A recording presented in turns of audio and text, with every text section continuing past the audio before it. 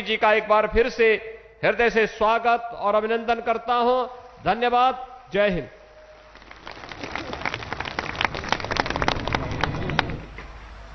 बहुत बहुत धन्यवाद माननीय प्रधानमंत्री नरेंद्र मोदी अपने 2 दिन के काशी दौरे के दूसरे दिन आज गुरु सदाफल आश्रम में है। वार्षिकोत्सव वहां पर मनाया जा रहा है और ये सदगुरु सदाफल देव का विहंगम योग संस्थान है जिसका वार्षिकोत्सव यहां मनाया जा रहा है। प्रधानमंत्री नरेंद्र मोदी 12 राज्यों के मुख्यमंत्री और माननीय प्रधानमंत्री जी मुख्यमंत्रियों के साथ हैं। थोड़ी ही देर में प्रधानमंत्री नरेंद्र मोदी संबोधित करेंगे। देखिए वो जा रहे हैं संबोधन के लिए। हम ये सीधा संबोधन वाराणसी से आपको सुनवाएंगे।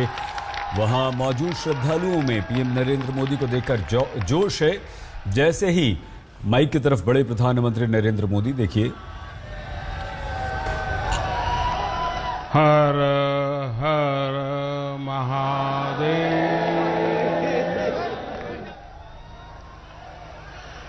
श्री सद्गुरु चरण कमलेभ्यो नमः।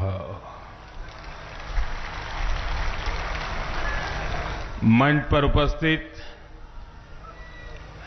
उत्तर प्रदेश की राज्यपाल श्रीमती आनंदीबेन पटेल, उत्तर प्रदेश के ऊर्जावान कर्मयोगी मुख्यमंत्री श्रीमान योगी आदित्यनाथ जी, सद्गुरु आचार्य श्री स्वतंत्र देव जी महाराज, संत प्रवर श्री विज्ञान देव जी महाराज,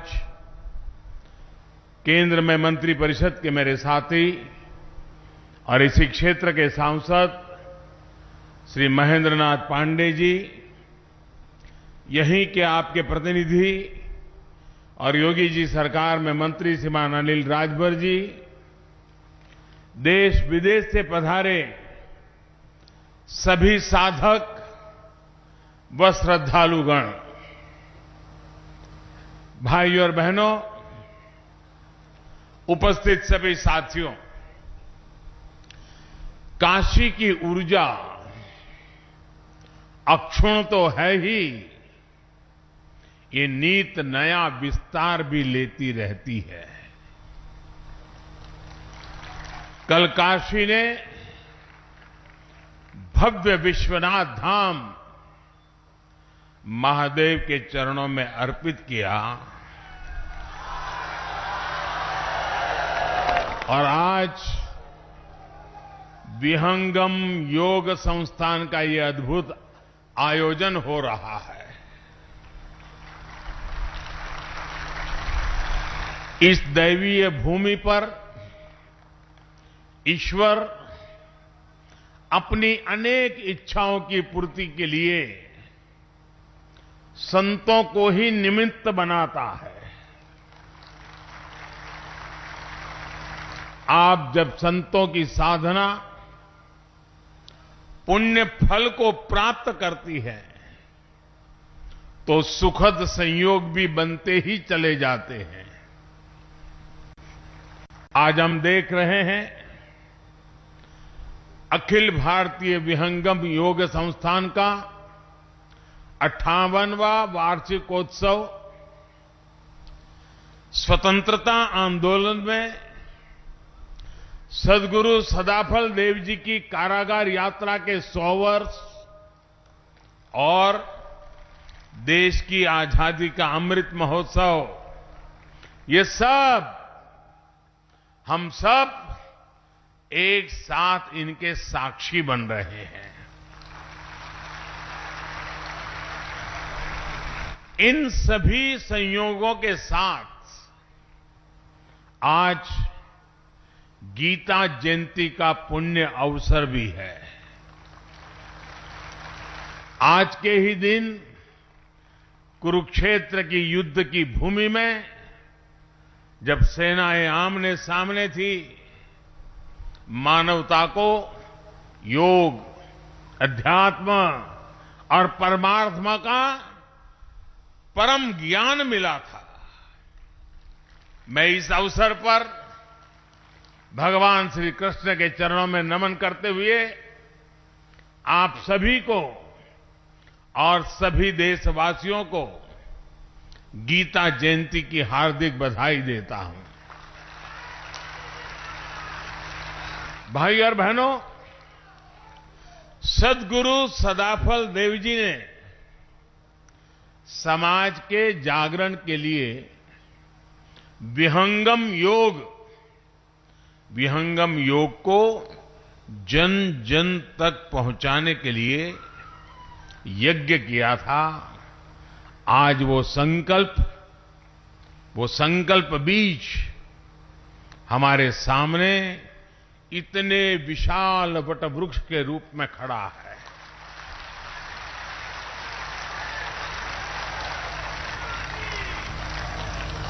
आज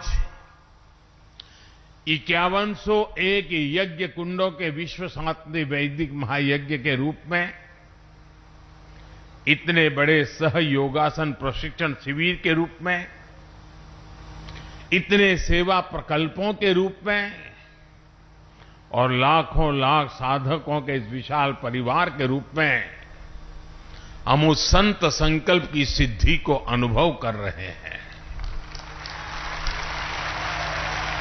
मैं सद्गुरु सदाफल देव जी को नमन करता हूं, उनकी आध्यात्मिक उपस्थिति को प्रणाम करता हूं। मैं स्वतंत्र देव जी महाराज और विज्ञान देव जी महाराज का भी आभार व्यक्त करता हूं, जो इस परंपरा को जीवंत बनाए हुए हैं, नया विस्तार दे रहे हैं और आज एक भव्य आध्यात्मिक भूमि का निर्माण हो रहा है। मुझे उसके दर्शन करने का अवसर मिला। जब ये पूर्ण हो जाएगा तो न सिर्फ काशी के लिए लेकिन हिंदुस्तान के लिए एक बहुत बड़ा नजराना बन जाएगा।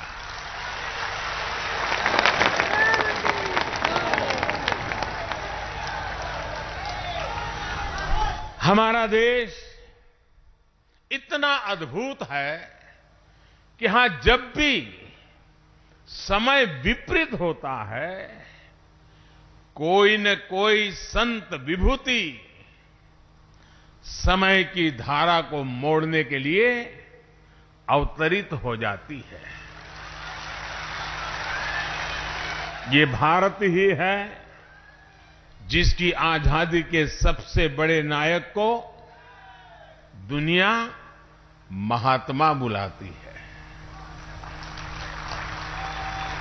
ये भारत ही है जहां के राजनीतिक आंदोलन के भीतर भी आध्यात्मिक चेतना निरंतर प्रवाहित रही है।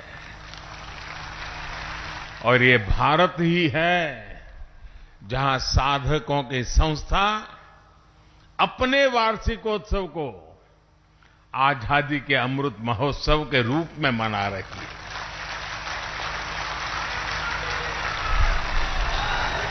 साथियों, यहां हर साधक गौरवान्वित है कि उनके पारमार्थिक गुरुदेव ने स्वाधीनता संग्राम को दिशा दी थी। असहयोग आंदोलन में जेल जाने वाले पहले व्यक्तियों में संत सदाफल देव जी भी थे। जेल में ही उन्होंने स्वरवेद के विचारों पर मंथन किया। जेल से रिहा होने के बाद उसे मूर्त स्वरूप दिया। साथियों, सैकड़ों साल के इतिहास में हमारे स्वाधीनता संग्राम के कितने ही ऐसे पहलू रहे हैं जिन्होंने देश को एकता के सूत्र में बांधे रखा। ऐसे कितने ही संत थे जो आध्यात्मिक तप छोड़कर आजादी के लिए जुटे। हमारे स्वाधीनता संग्राम की ये आध्यात्मिक धारा इतिहास में वैसे दर्ज नहीं की गई जैसे की जानी चाहिए थी। आज जब हम आजादी का अमृत महोत्सव मना रहे हैं, तो इस धारा को सामने लाना हमारा दायित्व है। इसलिए आज देश आजादी की लड़ाई में अपने गुरुओं, संतों और तपस्वियों के योगदान को स्मरण कर रहा है, नई पीढ़ी को उनके योगदान से परिचित करा रहा है। मुझे खुशी है कि विहंगम योग संस्थान भी इसमें सक्रिय भूमिका निभा रहा है। साथियों, भविष्य के भारत को सुदृढ़ करने के लिए अपनी परंपराओं, अपने ज्ञान दर्शन का विस्तार आज समय की मांग है। इस सिद्धि के लिए काशी जैसे हमारे आध्यात्मिक और सांस्कृतिक केंद्र एक प्रभावी माध्यम बन सकते हैं। हमारी सभ्यता के ये प्राचीन शहर पूरे विश्व को दिशा दिखा सकते हैं। बनारस जैसे शहरों ने मुश्किल से मुश्किल समय में भी भारत की पहचान के, कला के, उद्यमिता के बीजों को सहेज कर रखा है। जहां बीज होता है, वृक्ष वहीं से विस्तार लेना शुरू करता है। और इसलिए आज जब हम बनारस के विकास की बात करते हैं, तो इससे पूरे भारत के विकास का रोड मैप भी बन जाता है। भाई और बहनों, आज आप लाखों लोग यहां उपस्थित हैं। आप अलग अलग राज्यों से, अलग अलग जगह से आए हैं। आप काशी में अपनी श्रद्धा, अपना विश्वास, अपनी ऊर्जा और अपने साथ असीम संभावनाएं, कितना कुछ लेकर आए हैं। आप काशी से जब जाएंगे तो नए विचार, नए संकल्प, यहां का आशीर्वाद, यहां के अनुभव कितना कुछ लेकर जाएंगे। लेकिन वो दिन भी याद करिए, जब आप यहां आते थे तो क्या स्थिति थी। जो स्थान इतना पवित्र हो, उसकी बदहाली लोगों को निराश करती थी। लेकिन आज ये परिस्थिति बदल रही है। आज जब देश विदेश से लोग आते हैं तो एयरपोर्ट से निकलते ही उन्हें सब बदला बदला लगता है। एयरपोर्ट से सीधे शहर तक आने में अब उतनी देर नहीं लगती। रिंग रोड का काम भी काशी ने रिकॉर्ड समय में पूरा किया है। बड़े वाहन और बाहर की गाड़ियां और बाहर ही निकल जाती है। बनारस आने वाली काफी सड़कें भी अब चौड़ी हो गई हैं। जो लोग सड़क के रास्ते बनारस आते हैं, वो अब सुविधा से कितना फर्क पड़ा है, ये अच्छी तरह से समझते हैं। यहां आने के बाद आप चाहे बाबा विश्वनाथ के दर्शन करने जाएं या मां गंगा के घाटों पर जाएं, हर जगह काशी की महिमा के अनुरूप ही आभा बढ़ रही है।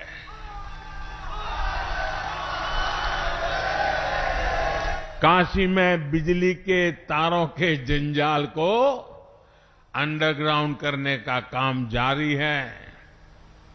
लाखों लीटर सीवेज का ट्रीटमेंट भी हो रहा है।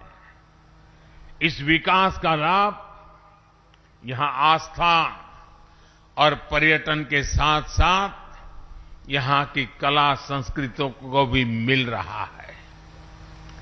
ट्रेड फैसिलिटेशन सेंटर हो, रुद्राक्ष कन्वेंशन सेंटर हो या बुनकरों कारीगरों के लिए चलाए जा रहे प्रोग्राम, आज काशी के कौशल को नई ताकत मिल रही है।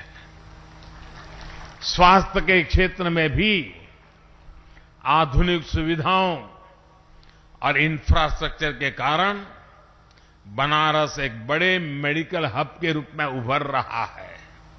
साथियों, जब मैं काशी आता हूं या दिल्ली में भी रहता हूं तो प्रयास रहता है कि बनारस में हो रहे विकास कार्यों को गति देता रहूं।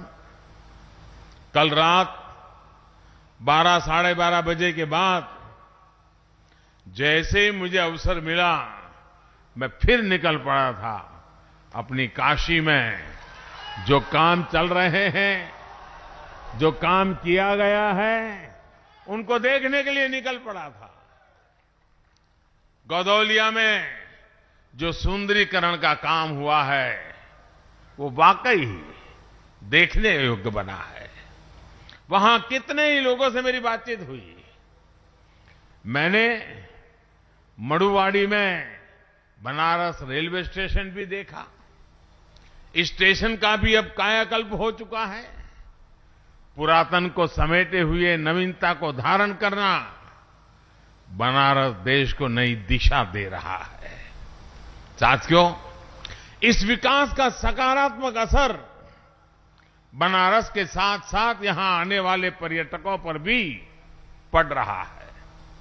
अगर हम 2019-20 की बात करें तो 2014-15 के मुकाबले में यहां आने वाले पर्यटकों की संख्या 2 गुनी हो गई है, डबल हो गई है। 2019-20 में कोरोना के कालखंड में अकेले बाबतपुर एयरपोर्ट से ही 30 लाख से ज्यादा यात्रियों का आना जाना हुआ है। इस बदलाव से काशी ने ये दिखाया है कि इच्छा शक्ति हो तो परिवर्तन आ सकता है। यही बदलाव आज हमारे दूसरे तीर्थ स्थानों में भी दिख रहा है। केदारनाथ, जहां अनेक कठिनाइयां होती थी, 2013 की तबाही के बाद लोगों का आना जाना कम हो गया था। वहां भी अब रिकॉर्ड संख्या में श्रद्धालु पहुंच रहे हैं। इससे विकास और रोजगार के कितने असीम अवसर बन रहे हैं। युवाओं के सपनों को ताकत मिल रहे हैं। यही विश्वास आज पूरे देश में दिख रहा है। इसी गति से आज देश विकास के नए कीर्तिमान स्थापित कर रहा है। साथियों, सद्गुरु सदाफल जी ने स्ववेर्त में कहा है, दया करे सब जीव पर, नीच ऊंच नहीं जान, देखे अंतर आत्मा, त्याग देह अभिमान।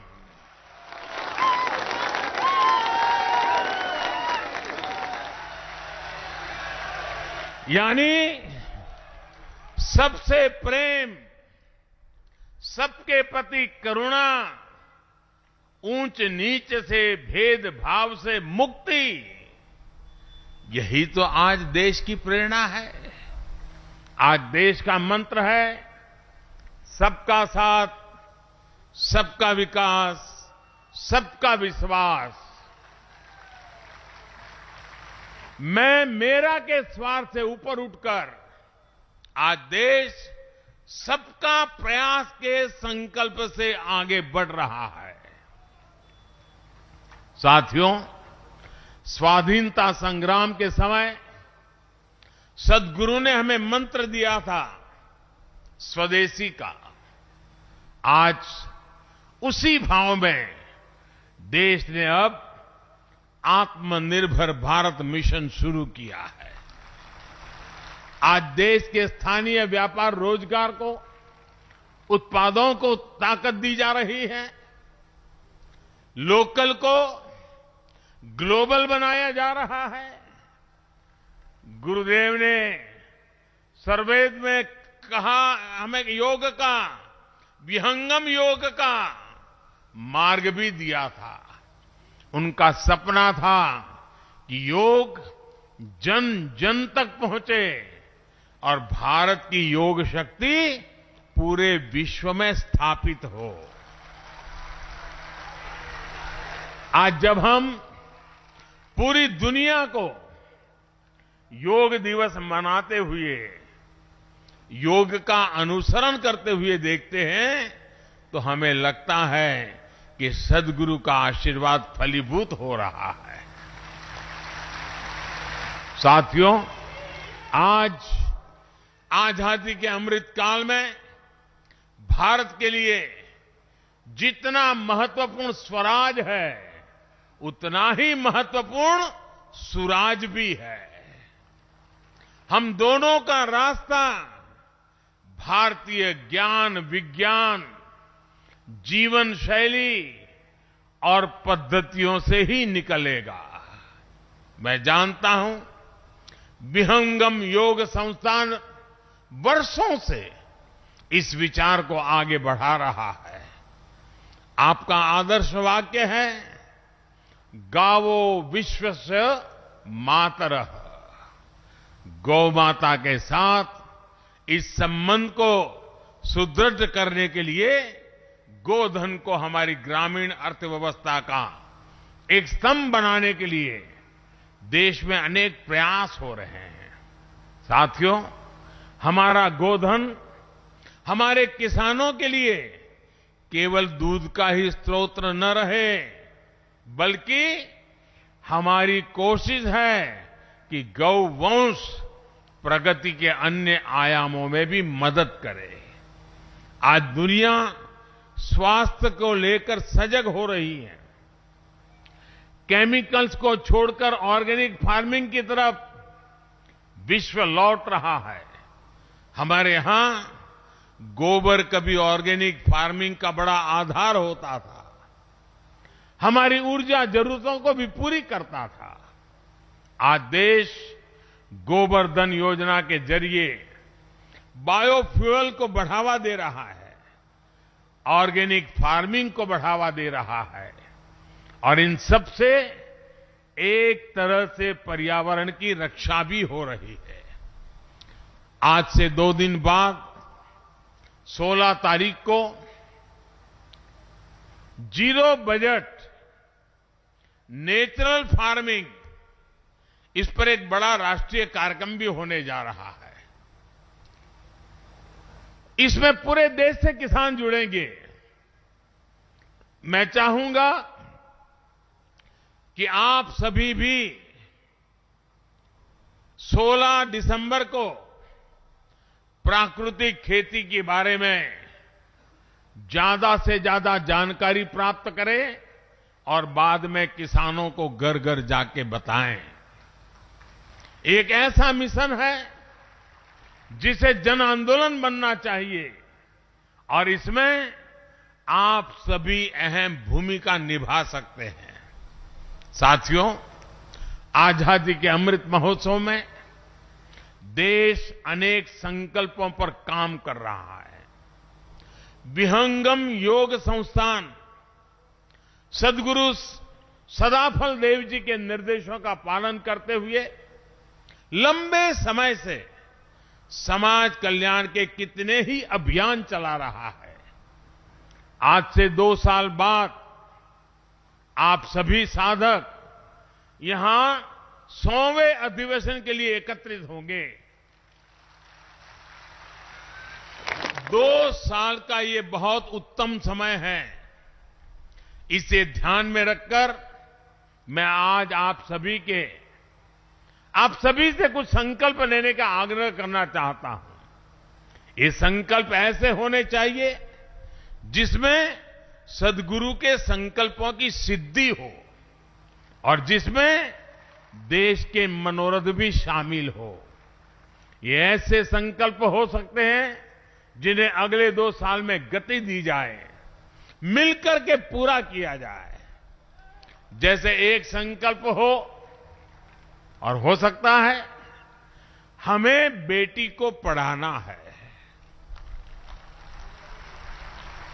हमें हमारी बेटियों को स्किल डेवलपमेंट के लिए भी तैयार करना है।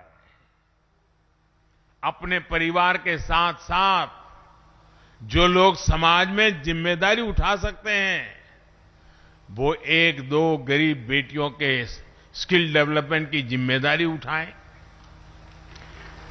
एक और संकल्प हो सकता है, पानी बचाने के लिए हमें अपनी नदियों को, गंगा जी को, सभी जल स्रोतों को स्वच्छ रखना है। इसके लिए भी आपसे संस्थान द्वारा नए अभियान शुरू किए जा सकते हैं।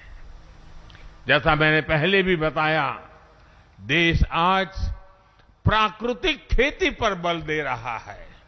इसके लिए लाखों लाख किसान भाई बहनों को प्रेरित करने में भी आप सब बहुत बड़ी मदद कर सकते हैं। हमें अपने आसपास सफाई स्वच्छता का भी विशेष ध्यान देना है। किसी भी सार्वजनिक जगह पर गंदगी न फैले, ये ध्यान रखना है। परमात्मा के नाम से आपको कोई न कोई सेवा का ऐसा कार्य भी जरूर करना है जिसका लाभ पूरे समाज को हो।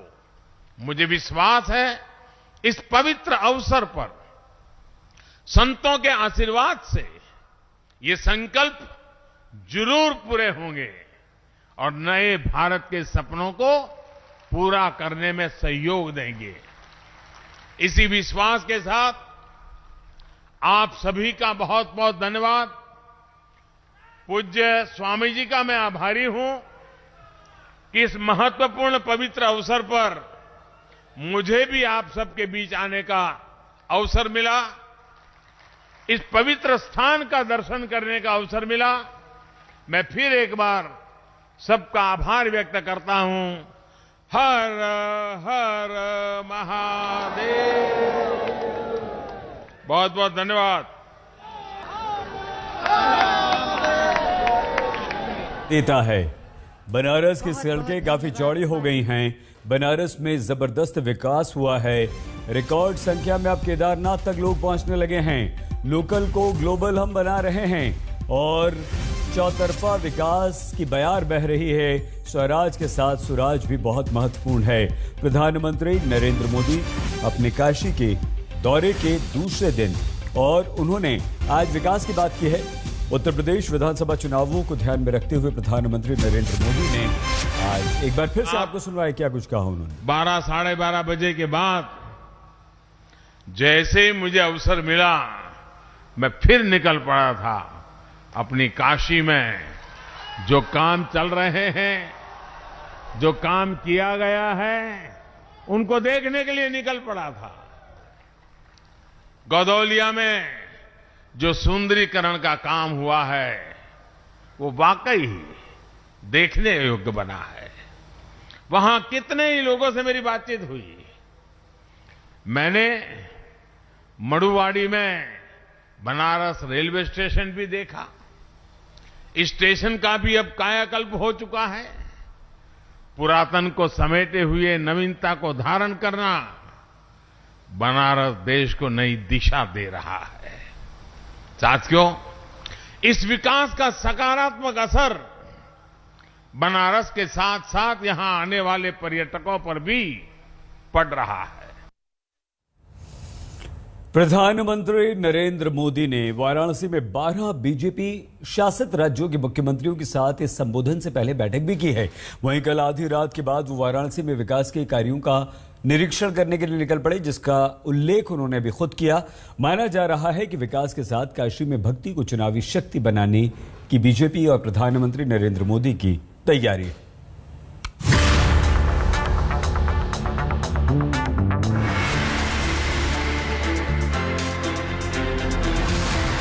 इसमें भक्ति भी है तो चुनावी शक्ति भी है। उत्तर प्रदेश के चुनाव से 2 महीने पहले काशी विश्वनाथ कॉरिडोर के लोकार्पण और वाराणसी में बीजेपी के मुख्यमंत्री की बैठक को चुनावी लिहाज से देखा जा रहा है।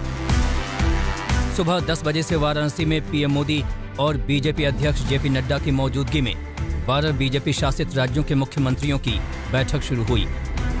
बैठक में हर राज्य के मुख्यमंत्री ने अपने यहाँ हुए काम और आगे की योजनाओं पर प्रेजेंटेशन दिया। दरअसल प्रधानमंत्री मोदी चाहते हैं कि राज्यों में हुए काम को जनता के बीच ले जाया जाए। इसकी एक बड़ी वजह कुछ ही महीने बाद राज्यों में होने वाले चुनाव हैं।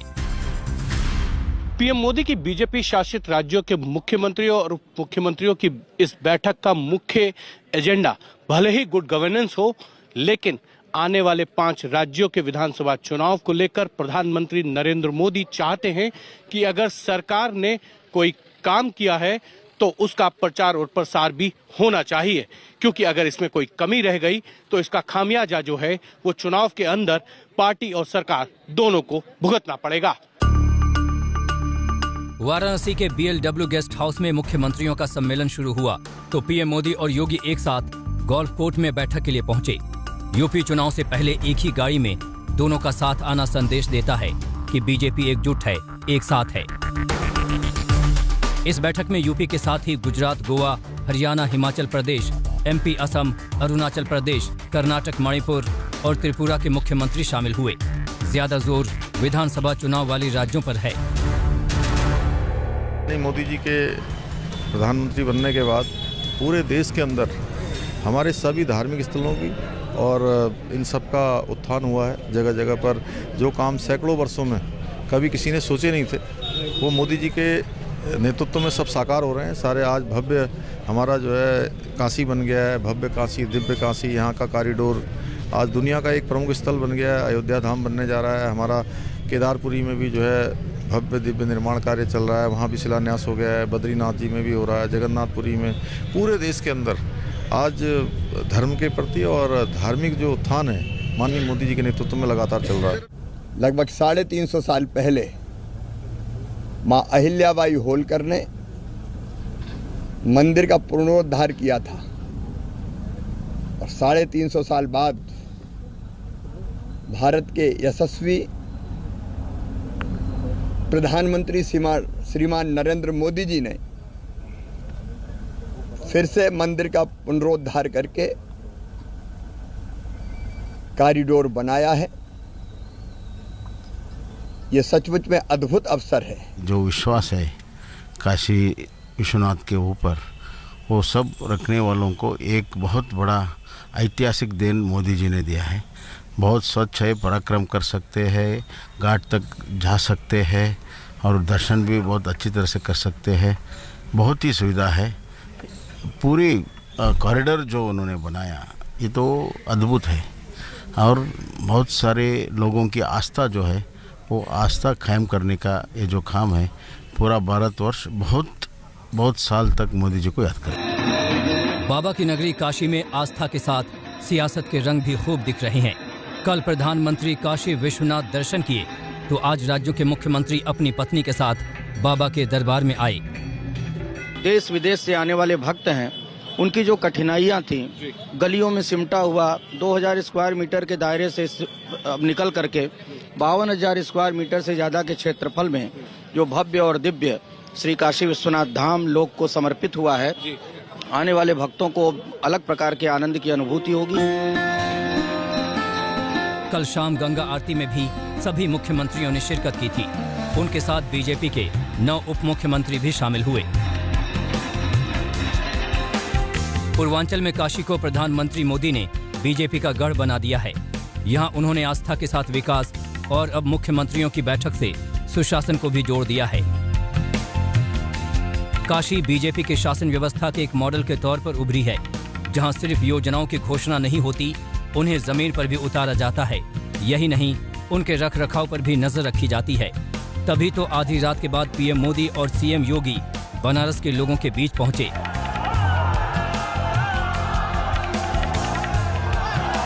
हर हर महादेव के नारों के बीच पीएम मोदी एक बच्चे के साथ लाड़ प्यार करते दिखे। फिर वो बनारस रेलवे स्टेशन पहुंचे, और वहां की साफ सफाई और सुविधाओं का जायजा लिया। वो काशी विश्वनाथ धाम कॉरिडोर भी पहुंचे और रात को उसकी सुंदरता को देखा। पीएम मोदी की यह कर्मठता विपक्षी दलों के लिए एक सबक है तो चुनावी रण में बड़ी चुनौती भी है। ऐश्वर्या पालीवाल, समर्थ श्रीवास्तव, हिमांशु मिश्रा के साथ कुमार अभिषेक, वाराणसी आज तक।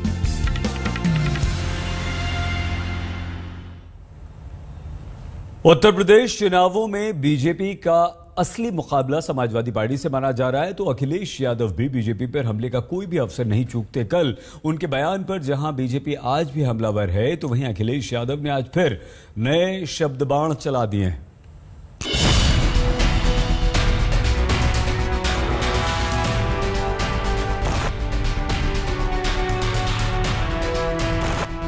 प्रधानमंत्री नरेंद्र मोदी की काशी में भक्ति को चुनावी शक्ति हासिल करने के नजरिए से भी देखा जा रहा है। यूपी में 2 महीने बाद चुनाव हैं और अखिलेश यादव के उस बयान पर बीजेपी आग बबूला है जिसमें उन्होंने पीएम मोदी के काशी दौरे को लेकर हद को लगभग पार कर दिया था। बनारस में आज प्रधानमंत्री हैं और 1 महीने का कार्यक्रम वहाँ रखे जा रहे हैं। बहुत अच्छी बात है। 1 महीना नहीं, 2 महीना, 3 महीने वहीं रहें, अच्छी बात है। वो जगह रहने वाली है, आखिरी समय पर वहीं रहा जाता है बनारस में। दरअसल अखिलेश यादव नहीं बोल रहे हैं, उनके अंदर से जी औरंगजेब की आत्मा बोल रही होगी जिसने विध्वंस किया था। जिस तरह से औरंगजेब ने अपने पूरे परिवार को गद्दी के लिए हाशिए पर पहुंचा दिया था ना, उसी तरह से अखिलेश जी ने भी अपने पूरे परिवार को, चाचा ताऊ पिता को हाशिए पर पहुंचा दिया है। सत्ता के लिए वो कुछ भी करते हैं तो ये उनकी आत्मा बोल रही है। अब उनके भाग्य में ये शुभ काम तो है नहीं। अगर अखिलेश यादव ने कल प्रधानमंत्री मोदी को लेकर विवादित बयान दिया था तो आज उनका हमला सीएम योगी पर था। जौनपुर में विजय यात्रा लेकर पहुंचे अखिलेश ने कल के कार्यक्रम में पीएम मोदी और योगी को लेकर तंज किया। तो संबंधों की चिंता करनी है। डबल इंजन सरकार जो पैदल पहले हो गए, सरकार से पहले पैदल, और किनारे होकर के तस्वीर देख रहे हैं। सोचो, तस्वीर किसी की खिंच रही है? जो इस चुनाव के दूल्हा होने हैं वो कहीं किनारे पे खड़े हैं। दरअसल क्या आप जानते हैं कि सत्ता की जो भूख होती है वो आदमी को पागल बना देती है। जबकि उत्तर प्रदेश में आप देखेंगे जब 22 का परिणाम आएगा, भारतीय जनता पार्टी पिछली बार से भी अधिक सीटें जीतेगी। अखिलेश जो कहें, मगर आज सुबह मुख्यमंत्रियों की बैठक में पीएम मोदी और योगी एक ही गोल्फ कोर्ट में सवार होकर साथ साथ पहुंचे। उधर अखिलेश यादव पीएम मोदी की डुबकी पर भी तंज करना नहीं भूले। नाम बदलने वाला, रंग बदलने वाली सरकार, दूसरों के काम अपने काम बताने वाली सरकार, जो कैंची कहीं से आता, फीता कहीं से आता, काट करके जो अपने नाम कर रहे हैं, इनको जनता बदल देगी। जनता बदलाव चाहती है। जो अभी तक जो है वो फीते काट करके जो है वो वोटों की गिनती करते थे, उनको यही लगेगा अभी भी। यहाँ फीते नहीं कट रहे हैं, यहाँ पर जो है वो जमीन पर हकीकत के तौर से जो है वो परिवर्तन दिखाई पड़ रहा है और उस परिवर्तन से लोग परेशान हो सकते हैं। वहीं आजमगढ़ का नाम बदलने के सवाल पर अखिलेश यादव ने एक बार फिर काशी कॉरिडोर को अपनी योजना बताई। और सवाल ये है कि माँ गंगा की सफाई होगी कि नहीं होगी। देखिए मुख्यमंत्री जी कितने होशियार हैं, देखिए मुख्यमंत्री जी कितने समझदार हैं कि वो माँ गंगा में डुबकी नहीं लगाए। माँ गंगा में डुबकी क्यों नहीं लगाए?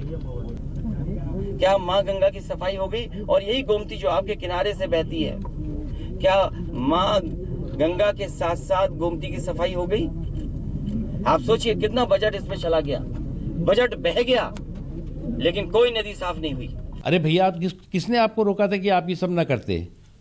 किसने कहा था कि आप जो है वो विश्वनाथ जी का कॉरिडोर नहीं बनेगा? किसने कहा था कि काशी को जो है वो सुंदर नहीं बनना चाहिए? किसने कहा था कि गंगा जी को साफ नहीं होना चाहिए? यूपी में चुनावी पारा चढ़ा हुआ है। इस सियासी खेल में औरंगजेब हैं, शिवाजी हैं, जिन्ना है तो गन्ना भी है। आज तक ब्यूरो। वाराणसी में बैठी मुख्यमंत्री परिषद यानी कि 12 राज्यों के मुख्यमंत्री और उप मुख्यमंत्री अब अयोध्या का रुख करेंगे। अयोध्या में उनके लिए तैयारियां की जा रही हैं। इस दौरे को भी उत्तर प्रदेश के चुनावों से जोड़कर देखा जा रहा है।